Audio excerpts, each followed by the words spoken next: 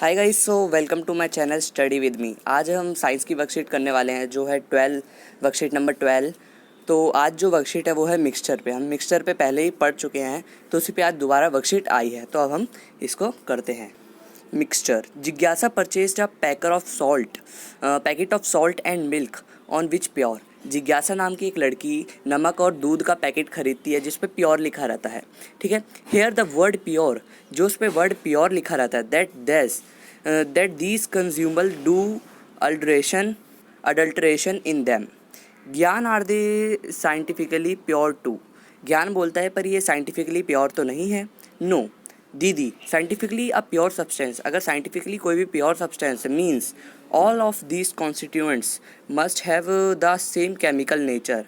मतलब जो उसका भाई छोटा भाई होता है वो बोलता है कि नहीं, साइंटिफिकली प्योर वो कहलाता है जिसके सारे कॉन्स्टिट्यूएंट्स सेम होते हैं। ठीक है, but here is not so. पर इसमें तो फैट होता है, दूध में फैट होता है, पानी पहले से ही होता है, सबको पता रहता है। Like milk is a mixture. Milk mixture है पानी का, फैट का, प्रोटीन का। तो ये प्योर कैसे कहलाया? Which have different chemical properties. इसमें काफ़ी सारी केमिकल प्रॉपर्टीज़ है।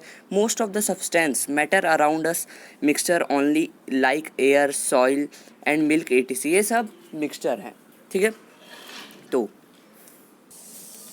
अब पढ़ेंगे हम थोड़े मिक्सचर। और मिक्सचर में दो टाइप के मिक्सचर हो जाते हैं, होमोजीनस और हेटेरोजीनस मिक्सचर के बारे में पढ़ेंगे। उससे पहले ये साइड वाला पैराग्राफ हम पढ़ेंगे। The substance that are formed by simple mixing or two or more pure elements or chemical reaction take place as are called as mixture. वो सब्सटेंस जो एक ही एलिमेंट से मिलके केमिकली रिएक्शन से मिलके बना हो उसको मिक्सचर बोला जाएगा।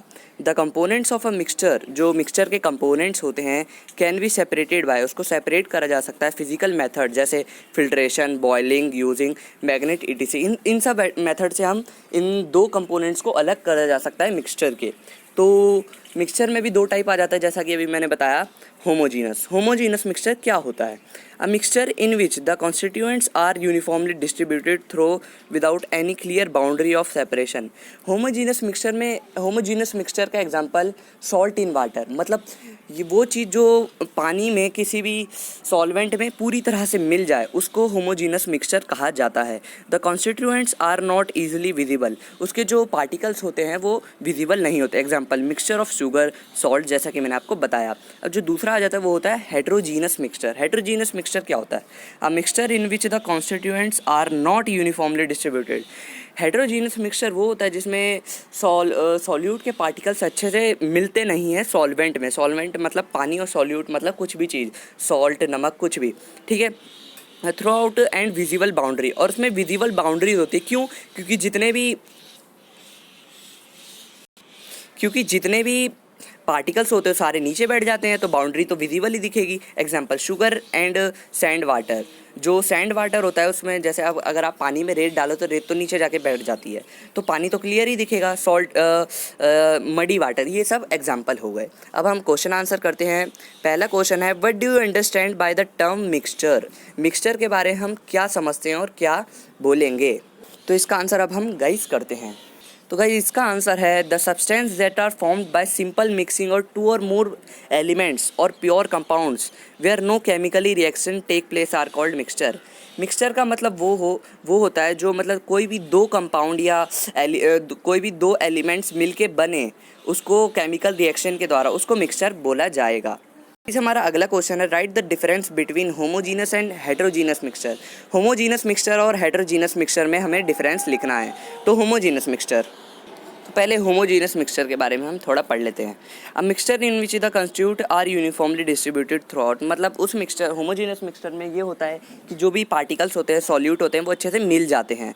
No clear boundary of separation, मतलब जो पानी की बाउंड्रीज होती है वो धुंधली होती है। सबने देखा होगा नमक में अगर हम पानी मिलाते हैं, मतलब पानी में अगर हम नमक मिलाते हैं तो पूरी उसकी जो बाउंड्री होती है वो धुंधली धुंधली दिखने लग जाती है, तो उसी को होमोजीनस मिक्सचर बोला जाता है। The constituents are not easily visible, जो उसके पार्टिकल्स होते हैं वो हमें दिखते नहीं हैं।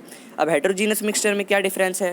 तो इसका होगा a mixture in which the constituents are not uniformly distributed. जैसा कि पीछे पता चल गया है हमें कि जो उसके पार्टिकल्स होते हैं वो अच्छे से डिस्ट्रीब्यूट नहीं हो पाते, मतलब मिल नहीं पाते।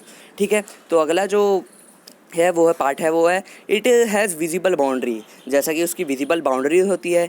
इट कॉन्स्टिट्यूट विजिबल्स, मतलब ये हमें साफ साफ भी दिखता है। तो ये वाला भी क्वेश्चन हमारा कंप्लीट हो चुका है। अब हम थर्ड क्वेश्चन की तरफ बढ़ते हैं। सो गाइस हमारा थर्ड क्वेश्चन है, categories of the following are homogeneous and heterogeneous mixture of chalk and soil mixture of wheat flour and water, soda water and alloys. Homogeneous mixture में कौन कौन से आ जाते हैं और हेट्रोजीनस में कौन कौन से आ जाते हैं? तो होमोजीनस में आ जाता है अलॉयज़ और सोडा वाटर। हेट्रोजीनस में आ जाता है mixture of chalk, soil, mixture of wheat flour and water. तो ये भी हमारा क्वेश्चन कंप्लीट हो चुका है, काफ़ी छोटा सा क्वेश्चन था। अब हम फोर्थ क्वेश्चन की तरफ, आखिरी क्वेश्चन की तरफ जाते हैं। सो गाइस हमारा फोर्थ क्वेश्चन है, which type of mixture is air? Mixture किस टाइप का, एयर किस टाइप का मिक्सचर है, तो हमें ये बताना है। तो इसका आंसर होगा air is a homogeneous mixture. Air एक होमोजीनस मिक्सचर है जिसमें काफ़ी प्रकार की गैसेज होती हैं, made up of various gases. जो एयर होता है काफ़ी गैसेज से मिल के बना होता है, विच आर डिस्ट्रीब्यूटेड यूनिफॉर्मली, जो यूनिफॉर्मली डिस्ट्रीब्यूट हो जाते हैं in every part of the atmosphere के हर एक पार्ट में एयर पाया जाता है। Its composition is similar everywhere, all the gases have the same proportion everywhere in the air. जितने भी एयर के प्रोपोर्शन होते हैं सारे हर जगह सेम होते हैं। तो गाइज आज की हमारी वर्कशीट ख़त्म हो चुकी है। अगर आपको वीडियो अच्छी लगे तो हमारे चैनल को सब्सक्राइब करना और वीडियो लाइक करना बिल्कुल भी मत भूलना, और अपने दोस्तों को ज़्यादा से ज़्यादा शेयर करना कि वो भी अपना कर सकें। Thank you guys watching for my video.